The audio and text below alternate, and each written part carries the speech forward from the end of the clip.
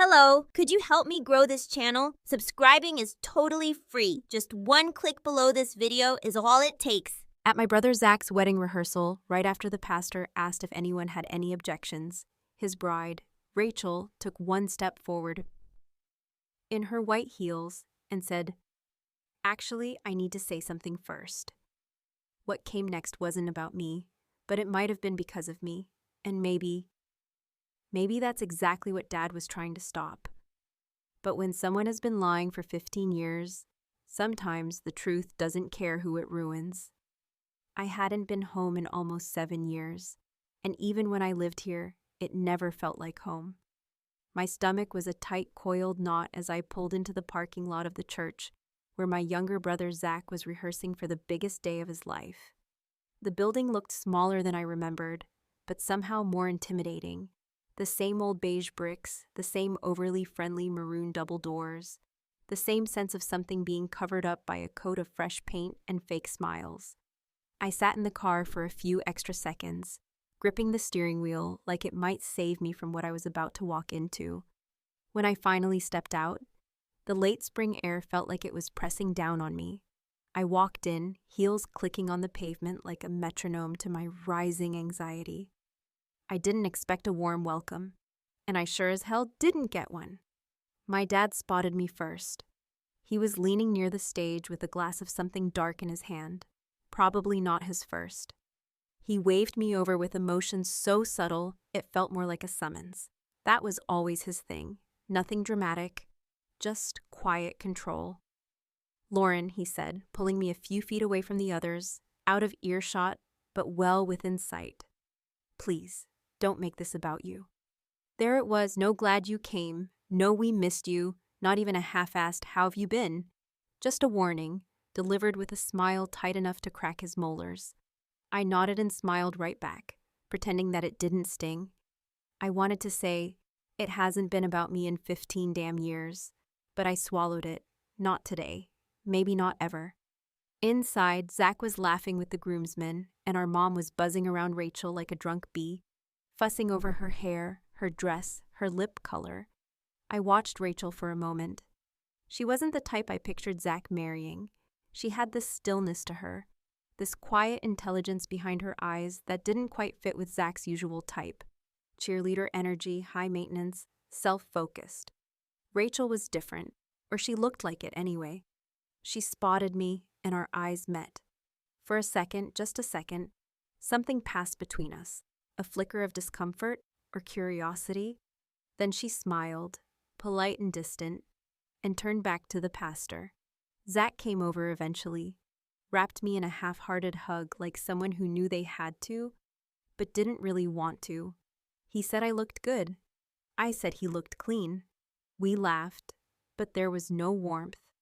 We didn't talk about the 10 years we'd barely spoken, or the letter I sent him that he never answered, or the message Rachel sent me 2 months ago that started all of this.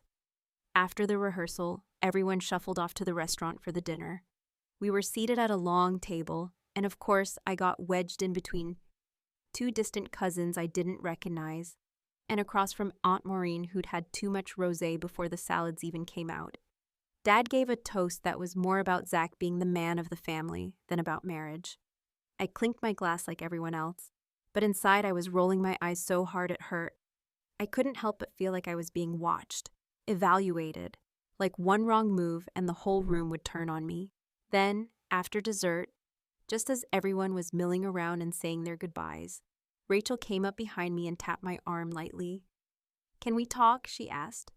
Her voice was steady, but her hands were slightly shaking. Privately, we stepped outside into the parking lot. The night air was cool, and the church lights cast long shadows that felt more real than the people inside. Rachel didn't beat around the bush. She pulled out her phone and showed me something. A photo of a handwritten letter, my handwriting. "I found this," she said, "in Zach's old boxes, hidden under some books, dated 10 years ago. I stared at the screen. I knew exactly what it was.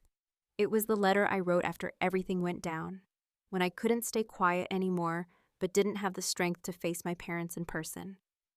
I told Zach what happened to me, what was done to me by someone we both knew, someone our dad trusted, someone Zach looked up to. I asked him to believe me. I begged him, actually. He never answered. Rachel lowered the phone and looked me dead in the eyes. Is it true? I paused. I could have lied, denied it, walked away, but instead I said, every word. She nodded slowly, then said, he told me you made it all up, that you were acting out, that it was some attention thing because you were jealous of him. I laughed once, not because it was funny, but because it was so pathetically on brand. That's what they always say, right? Crazy girl, lying for drama. Meanwhile, I was the one in therapy for 5 years, trying to forget the things I remembered too clearly. Rachel looked down at her shoes. I could tell she was processing, trying to connect dots she didn't know were even on the page. Why didn't you tell your parents? I did, I said. They told me to keep quiet, that it would ruin his career, that it would destroy the family, and I watched the exact moment her faith cracked. She didn't cry, she didn't yell, but something in her shifted, like a switch flipped, and I knew she believed me. She didn't say anything else, just turned and walked back toward the building. I stood there for a few minutes, staring at the stars, wondering how the hell I ended up back here, in this mess I tried so hard to escape. I didn't know it then, but that short conversation under the cold glow of a parking lot light was going to change everything. And I hadn't even opened my mouth yet. I couldn't sleep that night, not that I expected to.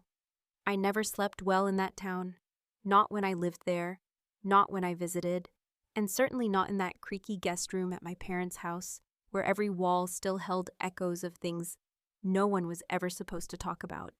The floral wallpaper had faded into a kind of sour beige, the corners peeling just enough to remind me that no matter how perfect a place looked at first glance, rot had a way of hiding underneath.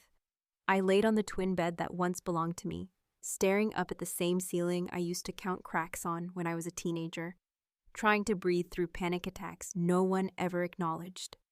Around 2 a.m, my phone lit up. It was Rachel, just one line. He lied. No punctuation, no explanation, just those 2 words. I stared at the screen, feeling something in my chest. Uncoil and twist into something colder. I didn't reply right away. I wanted to, but I also didn't want to be the one to lead her into this. She had to walk in willingly, otherwise they'd say I manipulated her, that I made her paranoid, that I was doing what I always did, making it about me. I left the message unread, just in case Zach ever looked through her phone, which, judging by the way he used to read my diary when we were kids, and then mock me at dinner in front of our parents, wouldn't be much of a stretch. I got up, padded barefoot to the kitchen, poured myself a glass of water, and sat in the silence, letting the cool air wrap around me like armor. It was strange being back in the house where my voice had always been the quietest thing in the room, even when I was screaming. I thought about the letter she found, the one I wrote in a moment of desperate hope, thinking maybe my brother would be the one to believe me when no one else did. I thought about the specific phrasing I used, carefully avoiding names but making it unmistakably clear what had happened and who was responsible. I asked him if he remembered the camping trip when I was 15, the night I locked myself in the truck and wouldn't come out. I asked him if he ever thought about why I stopped going to youth group, why I started skipping family dinners, why I stopped talking at all. I didn't accuse. I just laid it all out. I handed him the truth like a fragile thing, hoping he'd protect it. And he buried it, literally. The next morning, I stayed out of the house as long as I could, took a long walk through the neighborhood, past the park, where Zach used to push me too hard on the swings, past the old gas station where we used to sneak candy bars after school. Everything looked the same, but smaller, sadder, like time had chipped away at the facade and left just enough cracks to remind me that I hadn't imagined it all, that the things I remembered weren't just the result of a dramatic, emotional teenage girl, that my trauma wasn't fiction, no matter how much they all wanted it to be. Just before noon, I got another message from Rachel. This time, she asked if we could meet, somewhere off the radar, her words, not mine. We chose a cafe on the edge of town. the kind of place that still had a jukebox and served coffee so weak it tasted like brown tap water. She was already there when I arrived, sitting in a corner booth, wearing oversized sunglasses and a hoodie, looking like someone hiding in plain sight. She looked up at me, and for the first time since I met her, she didn't smile. "I confronted him," she said, "last night, after the rehearsal dinner. I asked him if he remembered the letter, if he knew what you were talking about. At first, he played dumb, said you were just off your meds back then, that you had always been the dramatic one, but I kept pressing. I didn't say anything, just listened. He finally admitted he got the letter, said he threw it away because it was too toxic. That's the word he used. Toxic. Like telling the truth was poison. I watched her closely. There was something different in her face now, like a curtain had dropped, and she was finally seeing the stage behind the show. I asked him if he believed you, she continued, and he said, it didn't matter anymore, that it was a long time ago, that you were fine now, so why drag it back up? I swallowed hard. That line. That was the one that always got used to shut me down. You're fine now, aren't you? As if surviving was proof it never happened. Rachel leaned in. I don't think I can marry him. I wanted to tell her that was smart, that she was brave, that I was proud of her, but I didn't. I wasn't sure what my role was yet. I didn't want to influence her decision, not directly. I just wanted her to know she wasn't crazy. I didn't come here to blow up your life, I finally said. Honestly, I wasn't even sure I should show up. I didn't know if seeing him again would bring back everything or make it easier to forget. She looked at me like I was a stranger she suddenly recognized. I want to do something, she said. Something real, something that makes it clear I'm not okay with this. I raised an eyebrow. Like what? She didn't answer. She just sipped her coffee and stared out the window. We sat there a while, two women from different worlds who suddenly had the same map in front of them, trying to figure out which route would get us out without losing who we were. When I got up to leave, she grabbed my hand, not tight, but enough that I felt it. Whatever happens tomorrow, she said, I want you to know. I believe you. I nodded once, then walked out into the sun, heart pounding, mind racing. And for the first time in years, I didn't feel like the crazy one. I felt like the match. And Rachel was about to light the fuse. The morning of the wedding was unseasonably warm for mid-May, the kind of slow, thick heat that clings to your skin before the sun's even fully up, like it's trying to warn you that something's coming, that the day won't unfold the way it's supposed to. I stood in the bathroom of my parents' house, brushing my hair back into a loose knot, and staring at the same mirror I used to avoid when I was 17, because I couldn't bear to look myself in the eyes. My reflection now was older, harder in places I hadn't realized had changed, but my mouth still held that same practiced half smile I used to wear when I needed people to think I was okay. I could hear my parents talking downstairs.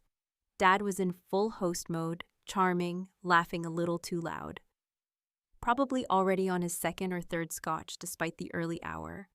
Mom was fluttering between rooms like a hummingbird trapped in a jar, checking table settings, fussing with centerpieces, and doing everything in her power to avoid any real conversation. They were excited, nervous, focused on the image. I was the only one in the house who knew the ceremony was already unraveling, thread by thread, and no one had even walked down the aisle yet. I hadn't seen Rachel since our talk at the diner, but she'd sent me one final message the night before. Thank you for not pretending. That was all it said, and I didn't reply. I knew I couldn't, not yet. If I said too much, it might feel like collusion, like I was pulling strings. I wanted her to make whatever decision she made because it was hers, not mine. I'd lived long enough under the weight of other people's choices. Zach and I didn't speak that morning. We saw each other in passing while the photographer shuffled people around for the pre-wedding shots. But he didn't meet my eyes, and I didn't offer any forced affection. There was a time when I would have given anything for a moment of his attention, for one gesture that said he regretted what he didn't do. But that time had passed quietly, like a song fading out in the middle of a verse, and what was left was just the echo of what could have been. The ceremony was set for 2 in the afternoon, and by the time the guests started arriving, the church was glowing in that filtered way that only happens through stained glass and artificial holiness. Everyone looked perfect. Pressed suits, pastel dresses, hair sprayed into place like it was shellacked. I took my seat toward the back, close enough to see everything, far enough to disappear if I needed to. My dad had tried to suggest I sit up front with the family, but I declined. I knew what that invitation really meant. Be visible, but be quiet. I sat alone. I watched people hug Zach, congratulate him, call him the luckiest man alive. I watched him beam like he'd earned all this, like he hadn't stepped over the truth to get here. I wondered if he felt anything when he looked at me. Regret? Shame? Or was I still just the messy older sister who couldn't let the past go, the one who imagined things and made every holiday awkward? It's funny how silence becomes a character in a family. Mine had worn it like a second skin. After I came forward, after I told them what happened, there wasn't a fight, there weren't accusations, there was just a strange kind of stillness, a thank you for sharing, and then a whole lot of nothing, like I delivered a bomb they refused to acknowledge had gone off. Zach never even asked me if I was okay. Not once. He just kept going, got his scholarship, went to college, brought home girls for Thanksgiving like nothing had ever happened.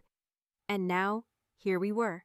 I'd spent the last decade rebuilding myself, piecing my life back together in a city far enough away to feel like it belonged to someone else.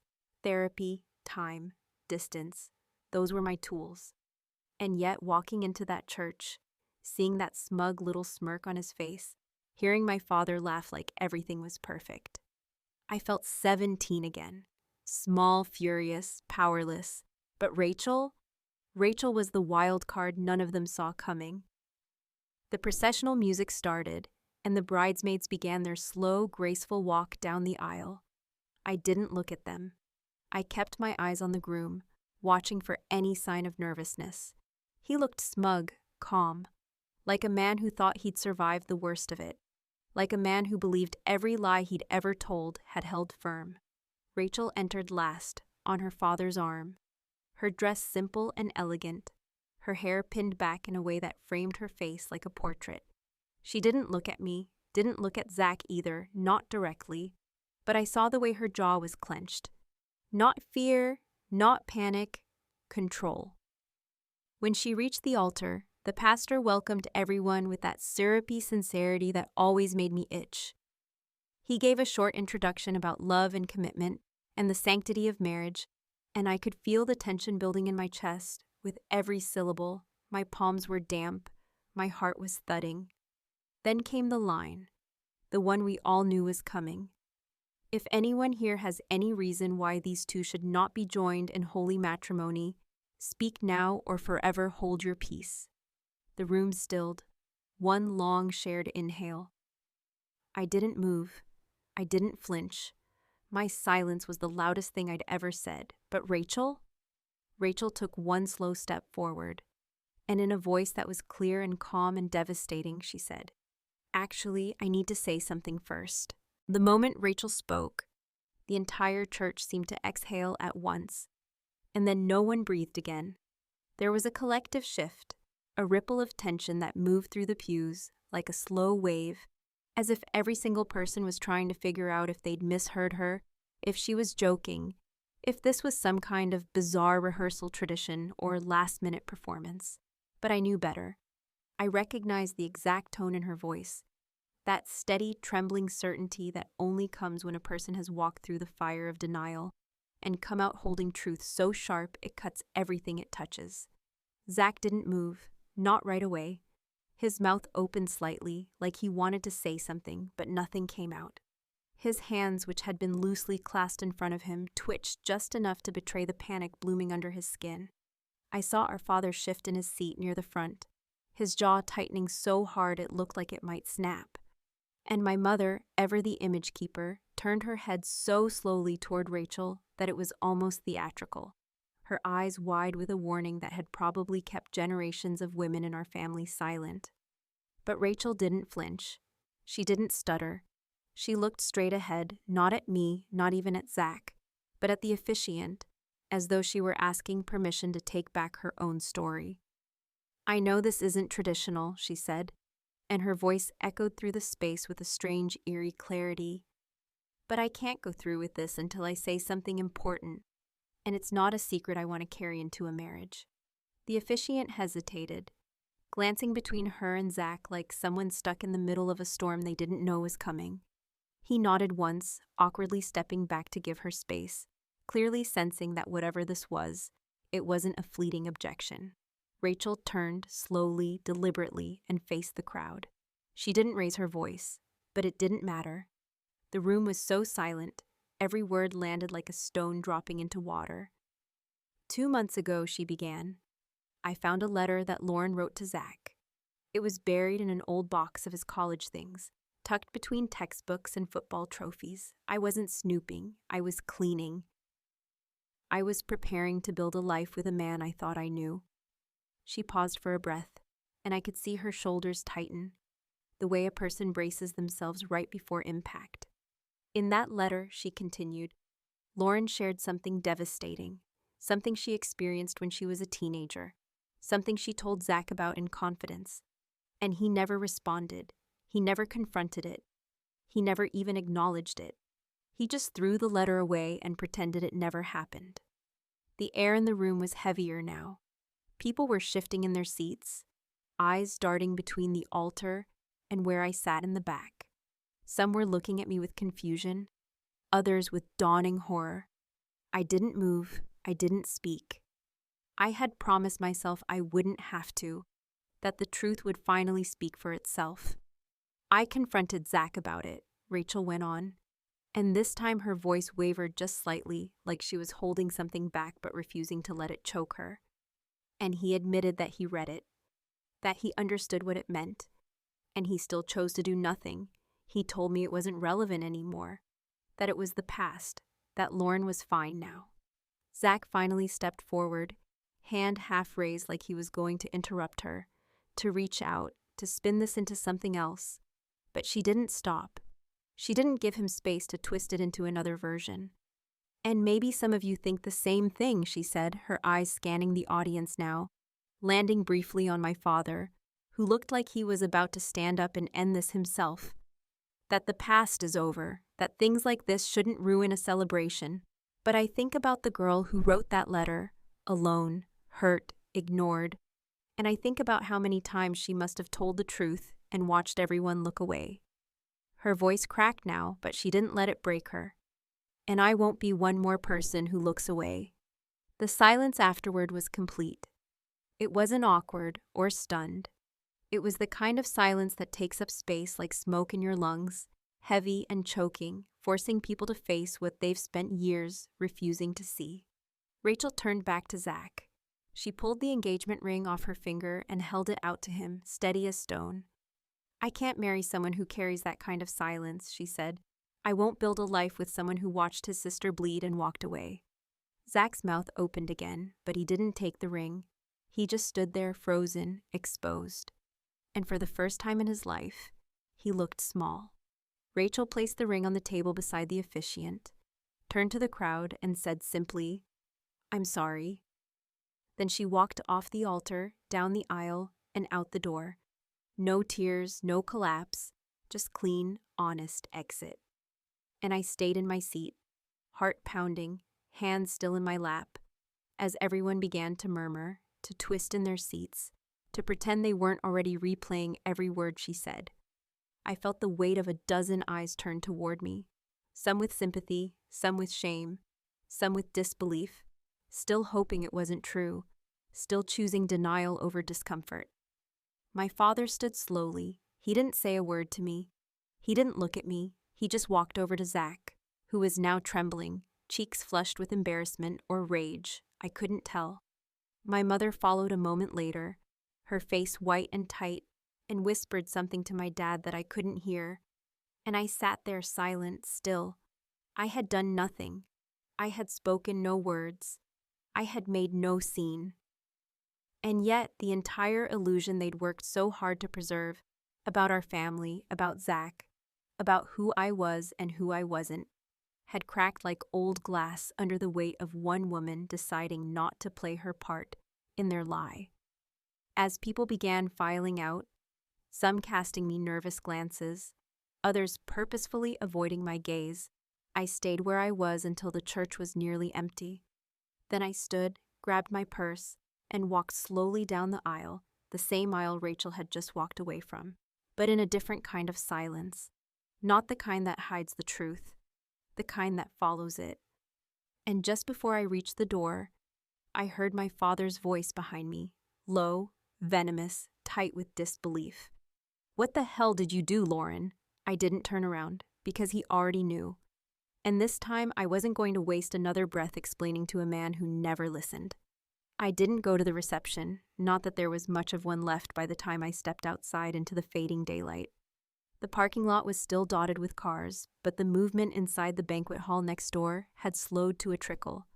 From across the street, I could see a few people pacing in confusion, a couple arguing near the entrance, and someone dragging a box of what looked like decorations toward the trunk of a car. It was strange to think that so much effort had gone into something that collapsed in under 20 minutes. Months of planning, hours of dress fittings, seating charts, RSVP drama, money none of them really had. And all it took to tear it down was one woman refusing to lie. I drove back to my motel, not the family house. I couldn't stomach the idea of walking through that door again, of sitting across from my mother in that cold kitchen while she pretended nothing happened, or of hearing my father's voice as he tried to reshape the narrative in real time, recasting Rachel as unstable, me as manipulative, and Zach as the misunderstood victim of two emotionally fragile women. No, I needed space from that. Distance, clarity, and I needed the freedom to scream into a pillow if I had to. Back in the quiet of the motel room, I sat on the edge of the bed for a long time, hands in my lap, staring at the chipped paint on the dresser across from me. The hum of the old air conditioner was the only sound, and for the first time in years, my thoughts didn't feel like they were clawing at each other. There was no frantic need to defend myself, no racing heartbeat fueled by someone else's denial, no shame curling around my spine like it had a right to be there.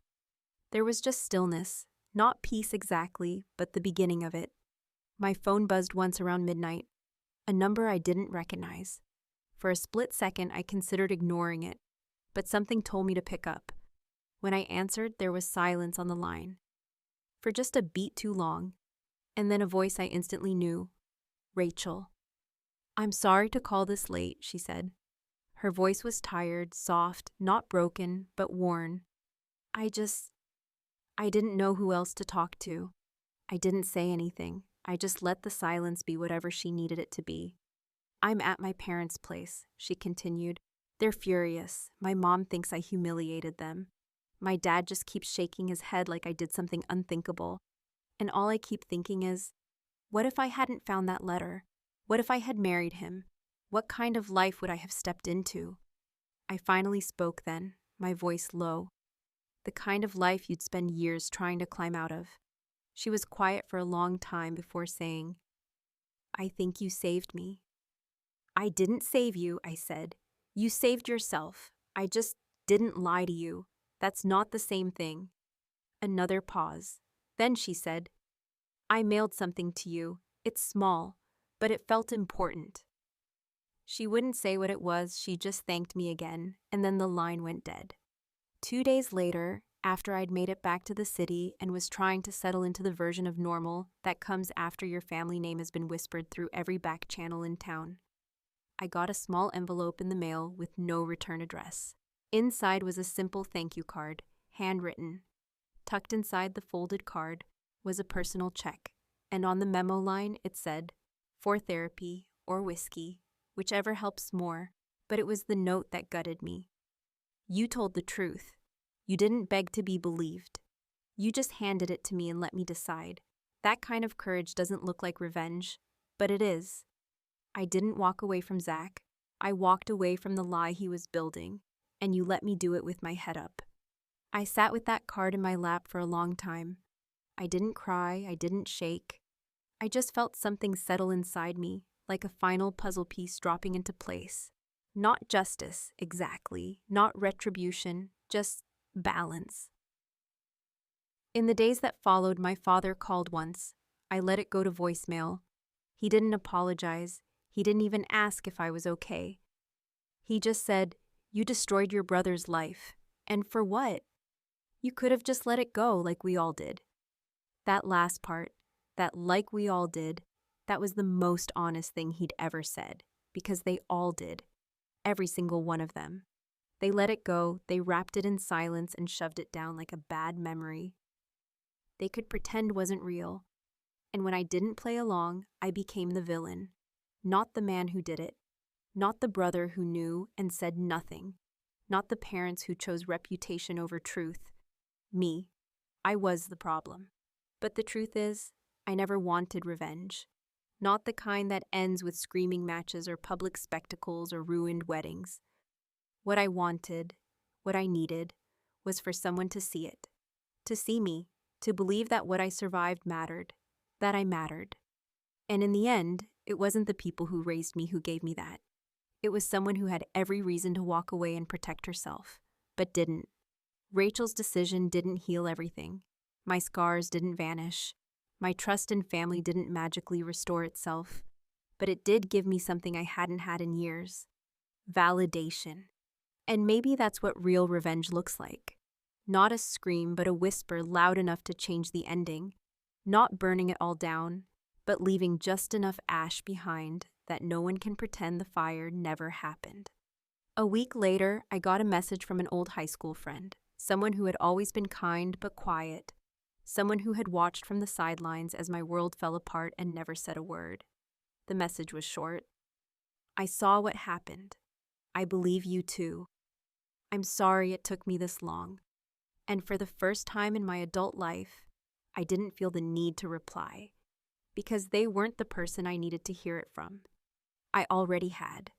And now I was done explaining myself to people who needed permission to see the truth.